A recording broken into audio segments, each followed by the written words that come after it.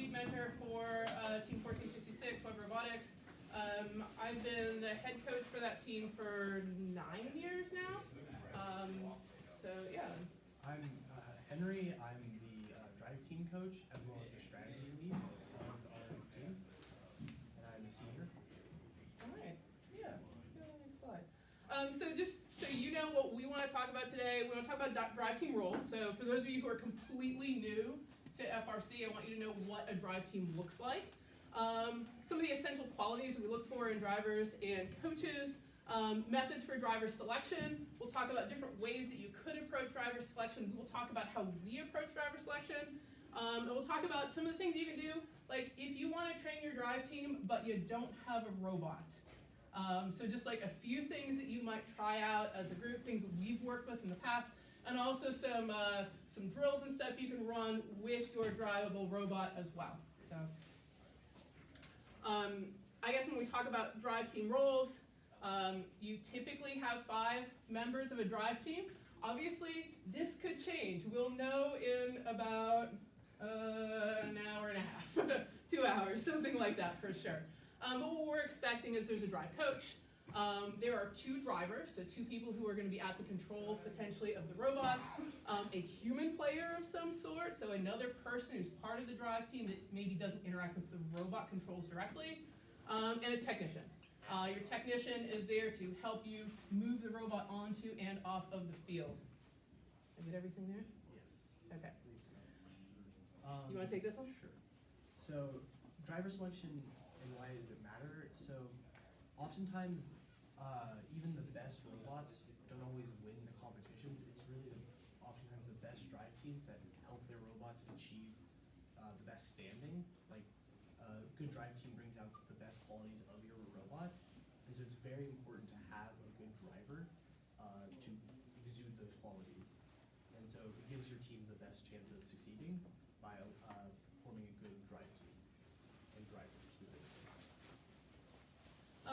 So when we're talking about when you select your drive team, I would recommend you select your drive team as early as possible. It is an important aspect of this program if you're thinking about your on-field performance, so don't leave it for the last minute. For us, we prefer to have this decision made early to mid-fall. So usually after Robo Rodeo, we got an off-season event, our main off-season event out of the way. We're usually making those drive team selections at that point, specifically for coach and drivers. If you haven't finalized that decision just yet, that is totally fine. That is a totally appropriate way for you to operate. It works well for a lot of teams, but I would encourage you in the next 2 to 3 weeks to get your drive team together. And the reason is that you really need time for your drive team to develop some chemistry, to work together, to be able to communicate together well. So the earlier you can make that decision, the better. You don't necessarily have to wait for your robot to be complete to make that decision. So I'll talk a little bit about what we look for in a drive coach. Yeah, you can go ahead to the next slide. For the drive coach, that role is handling pre-match strategy for the most part. At least that's the way that we approach that role. Responsible for executing that match strategy on the field. So they're responsible for what happens on the field. That's the decision maker on the field. They have to have a strong knowledge of the game. Okay? They have to know the rules inside and out. They have to have strong communication skills. And whether it's a student or a mentor, they can't touch the robot controls or the game pieces. I say that because I've been in an experience where that happened once. So I'm just going to throw it out there. So just be aware of that. It's like your offensive coordinator on the field for your team. Let's try next slide. Actually, let me say one more thing. No, we'll keep going. So we usually do a game rules test. We rely on a lot of other online resources from other teams. Citrus Circuits, a team from California, they put together a game rules test early. They'll have it published at that at that link there by 2 p.m. today. So if you want to scan the QR code now, so you can access the 1678 Citrus Circus drive rules test, it'll be in that drive, in that folder. Okay, so you just kind of bookmark it for later on. That's something that we have our team do this weekend. So we make sure that everybody can pass the rules test. And it is essential that your drive coach does really well on that rules test, okay? Because you want them to know the rules so they can coach their team and coach and communicate with the alliance in the appropriate way. Everybody get a chance to scan that one? Who wants it? Again, you search citrus circuits on Chief Delphi. You'll find it real quick.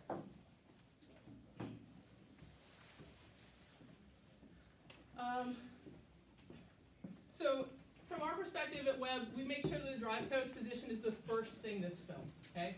Because your drive coach has to be able to work with the rest of your drive team. It is entirely up to a team whether they have a student in this role or a mentor. Both systems work really, really well for specific teams. At Webb, we've done both. I would say that we're probably 60-40 in our team's history in terms of having either a mentor coach or a student coach. You decide what works best for your program.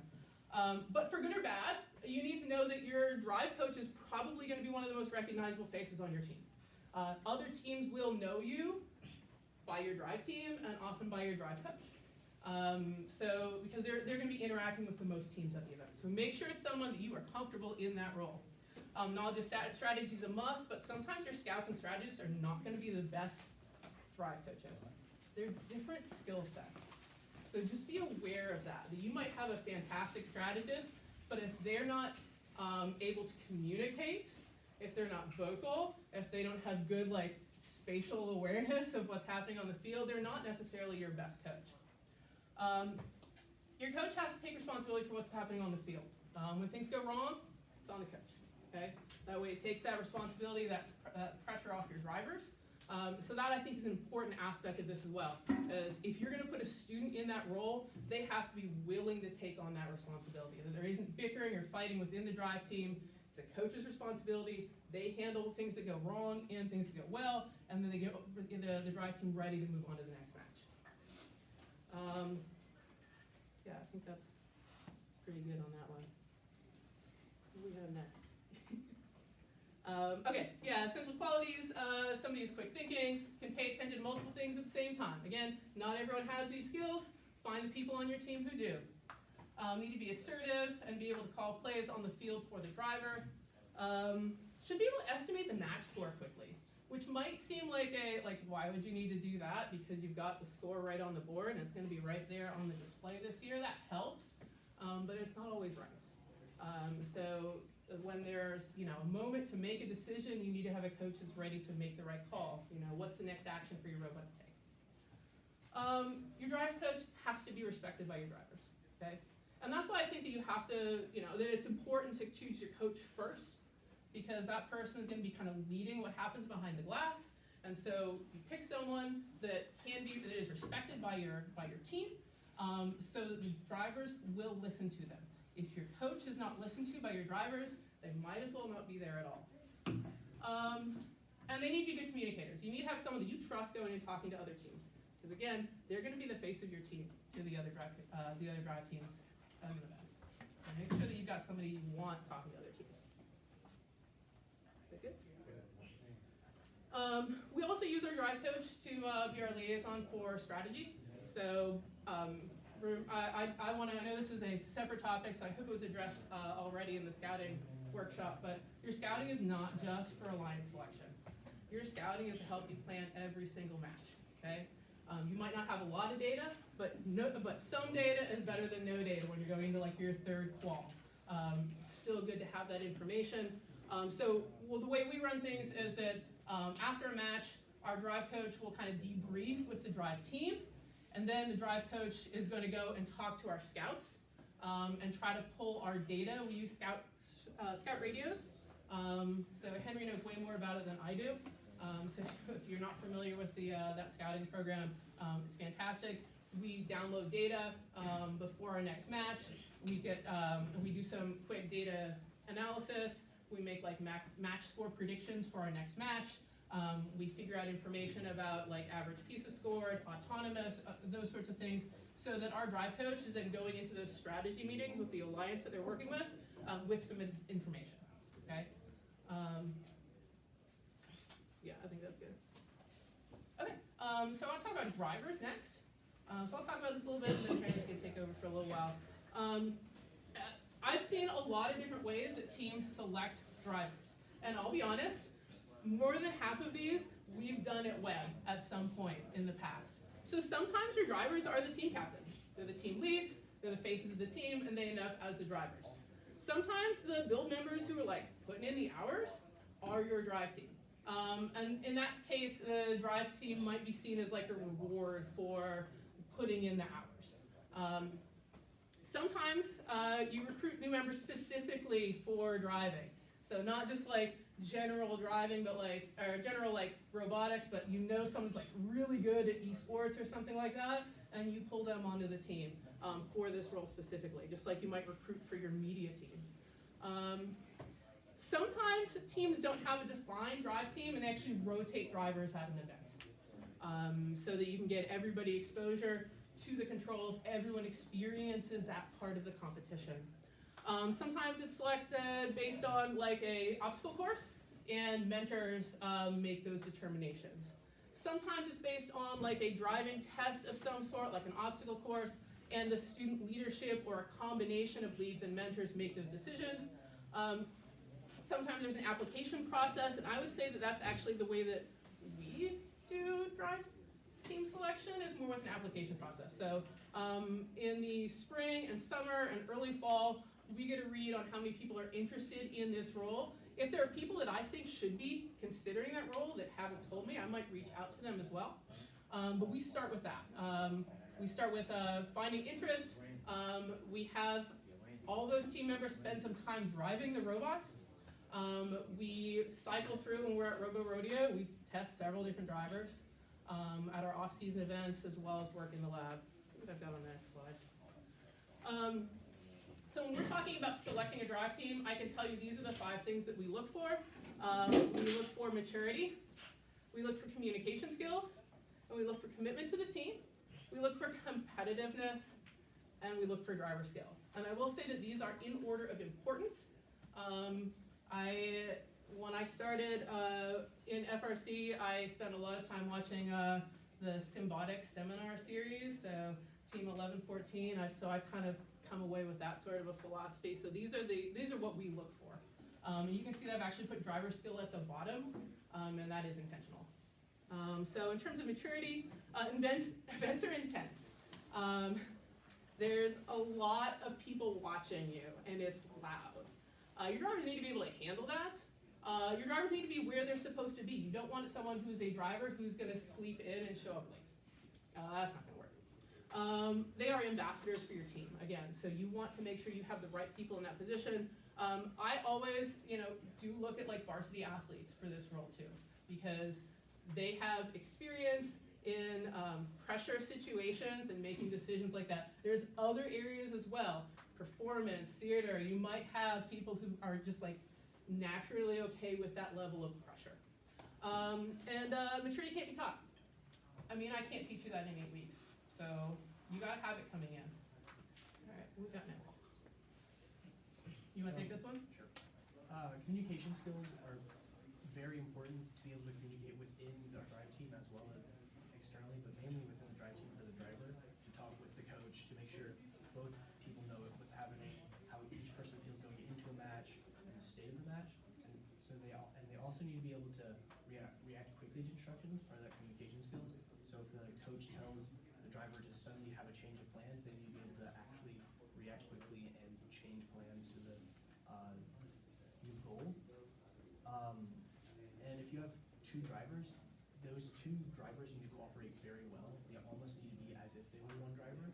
The more well they work together, the better your team will do. And so I think it's a great opportunity to have your driver within pre-match strategy if possible, but sometimes it may not be possible. Maybe very quickly they have to help talk to your team about what happened, what went wrong with the robot in the match, and you have a match immediately next. And so if they're there, that's great, but being able to follow the strategy talk afterwards, just with the coach relaying the information, it's very important they can process it and work through it. And part of that is speaking up, volunteering information about what happened with the robot, or maybe what they did wrong, and what they can improve on for the next match is very important. for this role. Next is commitment. Commitment's very important. You need a driver who wants to go to all the competitions. Because if you only having one driver or two drivers who practice all the time, and then those two drivers or one driver end up not going to a competition, then you're going to have to sub in someone new, and that might end up hurting your performance in that competition. So it's important to have someone who wants to go to each of the competitions and will be available for all the drive practices. You need someone who's very committed to it. You need someone who wants to win. They don't necessarily need to be someone who it's their sole purpose in life, but you don't want someone who's just not worried about winning or losing and it's just whatever happens, happens. You want someone who wants your team to do well, because this causes them to fight through the struggle.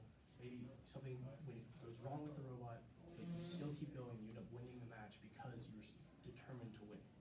It's very important to have someone who has this competitiveness for your driver role. But it's very important to use that competitiveness with the other traits of maturity, communication skills, and willingness to improve, because that competitive kind of adds to each of those skills. Because maybe they saw what they did wrong, but because of their competitiveness, they really just want to get better and not have that happen again.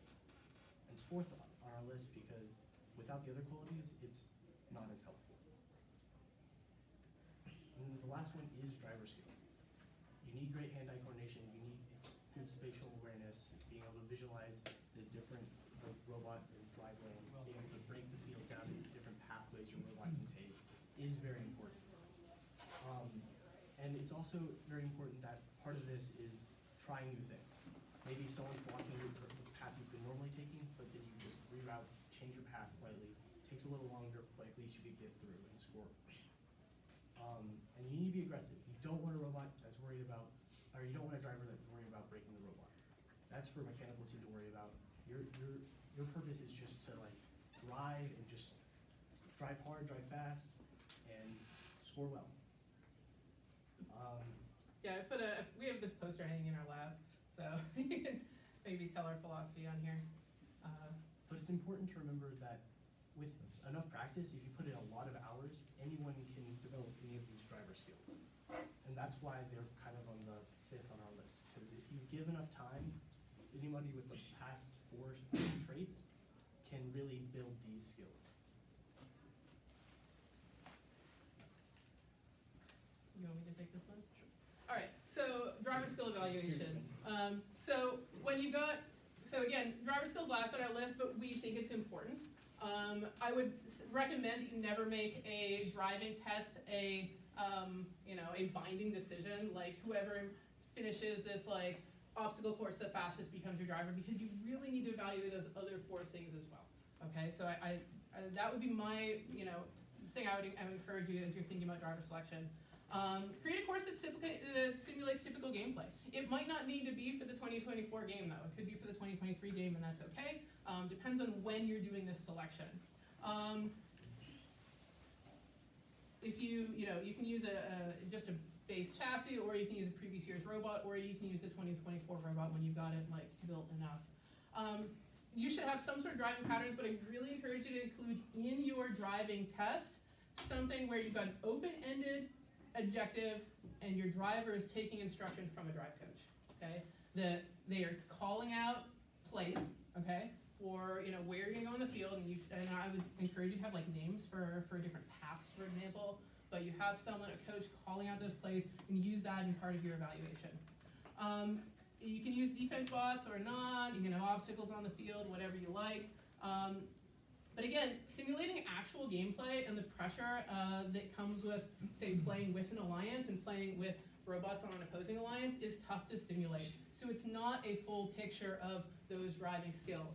Someone could be really good at driving in isolation in a single room where it's just them, but that skill might not translate as well to an actual competition field. So just keep that in mind. Again, driver evaluations are great. We'll show you a few different routes that you could use later on, but make sure you're keeping those other 4 things in mind too. You guys have this one? So the discussion is 1 or 2 drivers. So this is very robot dependent, and oftentimes the more simple your robot is, the more likely you're going to lean to 1 driver. Because true drivers can make a simple robot drive slow and be a little more complicated to handle, while 1 driver might just make that very simple robot fast, efficient, high cycle times. But complex robots do often require a driver and an operator, and so it's very important that your driver and your operator work really well together, because you want your robot to move coherently and cohesively, and so you don't want to worry about a disjointed drive team. So it's very important that your driver 1 and driver 2 work very well together. But even if you only have 1 driver, we always suggest to send out a second person, second driver, whether it's for training or for just spotting and communication, almost like a coach too, and because that can be really helpful in the heat of a match.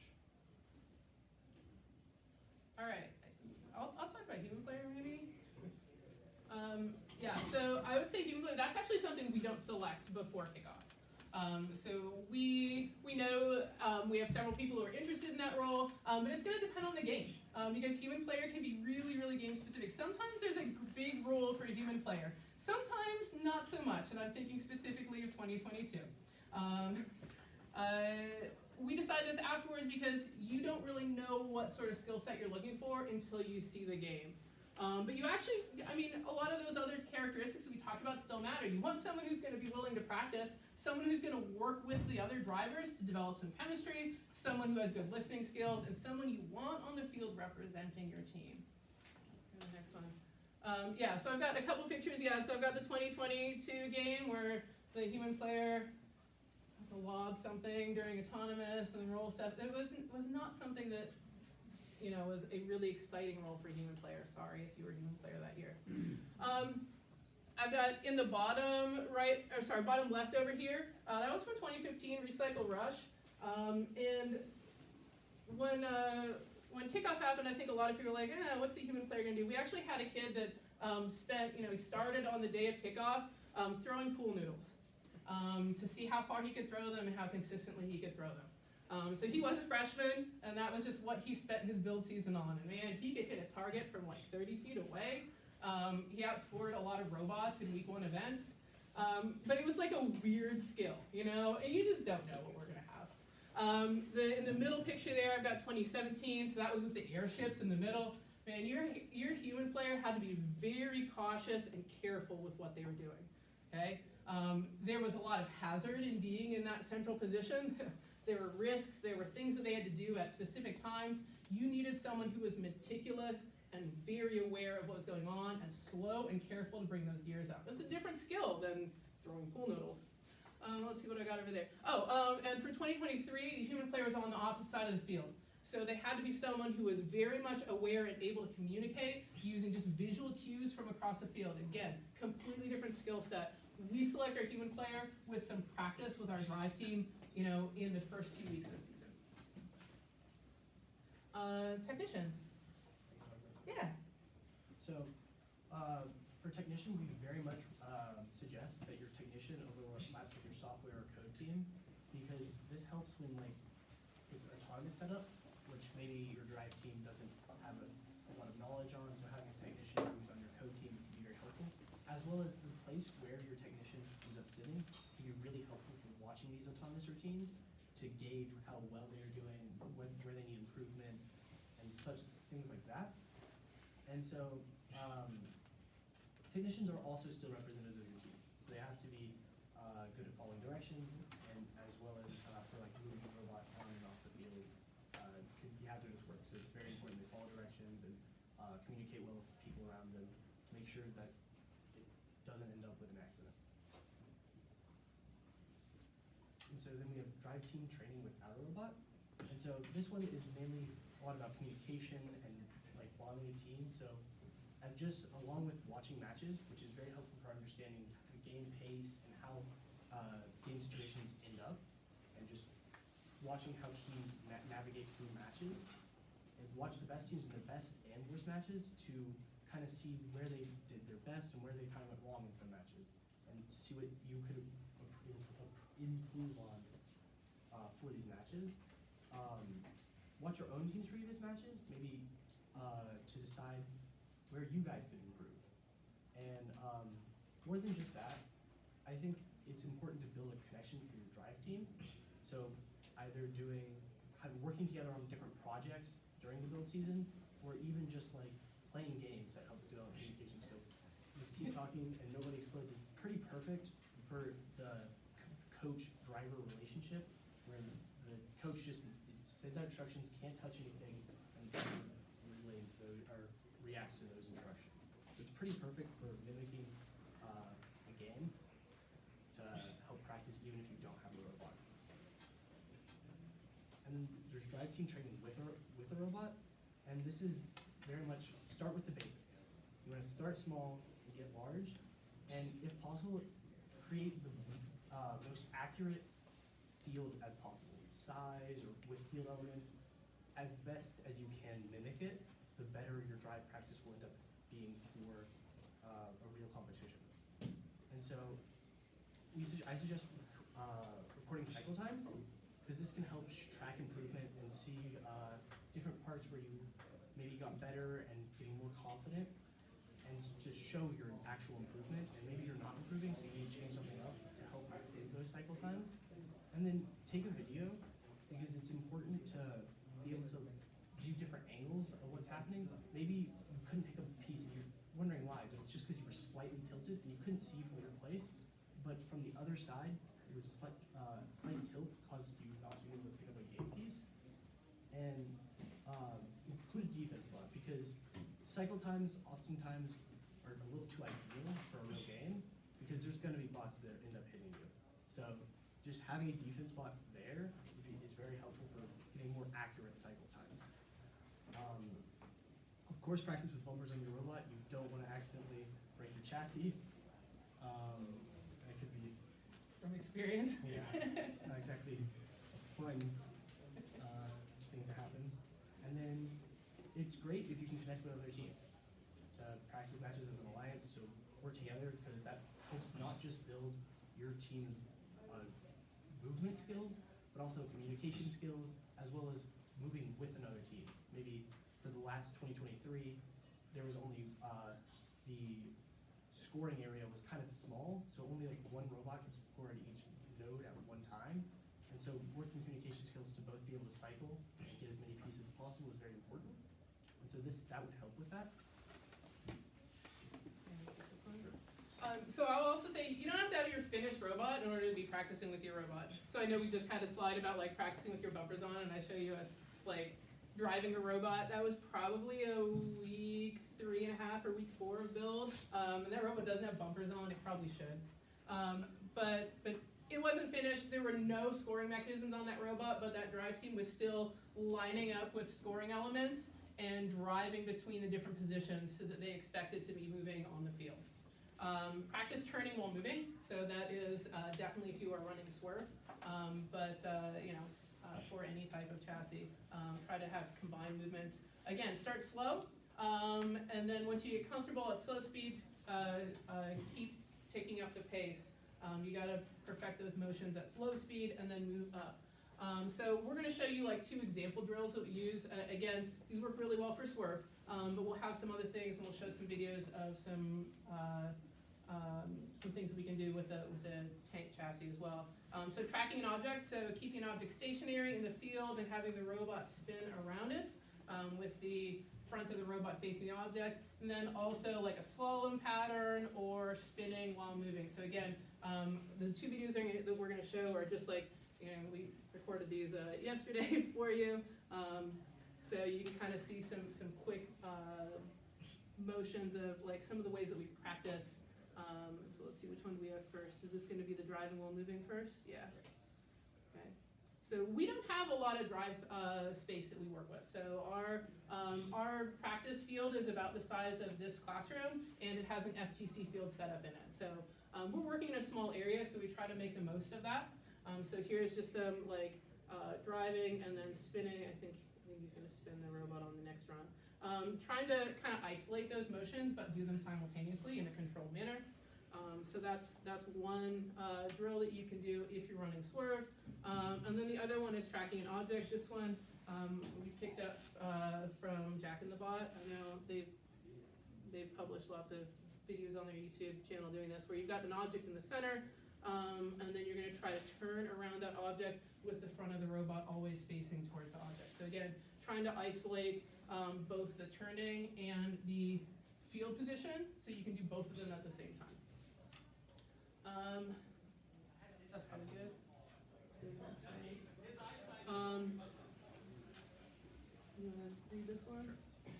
So, when you have a complete robot, it's very important to just practice each action. So isolating a single action, so it can help your improvement, because by just repetition you get that muscle memory, picking up pieces, and so having that isolation and then putting it together to help cycle times can be very helpful. And don't just do the same thing, because then you're just going to get that one environment,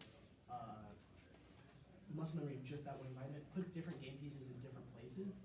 Should pick them up maybe off the ground or off the table, or if you have the field set up, you're in the hall or whatever the method of picking up pieces is for that game. And make sure to show improvement, include time limits and score the result, because that shows effectiveness and helps you gauge how practice is actually helping. To know if you need to change something, or if you are getting those better scores or cycle times. And focus on smooth motion first, so focus on that while moving, and then gradually speed up to have that more game pace action speed. And listening skills is important, because it's not just moving the robot, it's also listening. There's two parts to the game. So have your coach tell your driver maybe go to that table and pick up something, or that one and score here or there. And don't be afraid to break the robot. It's the mechanicals team's job to fix it, not ours. So we just drive so we can learn, so we can get more more on game pace. It's mechanicals' job. Don't worry about it. Okay. They're probably kind of small, but hopefully you guys can see this. So if you, especially for a tank drive, I would really recommend taking a look at the 2021 at-home challenges, because there's some great obstacle courses. Again, we set this up this was actually in our school library. So we just kind of push the tables out of the way, and we're working in, again, not a space too much bigger than this. We set up some cones, and we run these courses. This is great practice for turning, getting that spatial awareness. Okay, so we can see those. I don't remember, there's 4 or 5 different courses. They work pretty well. I really like the bounce path, which is, I'm pretty sure it's the one on the left there. For turning and moving, kind of orienting the robot on the field. Really, obviously you can do this with Swerve, but it's one you can do really well and get some good driving practice with the tank drive as well.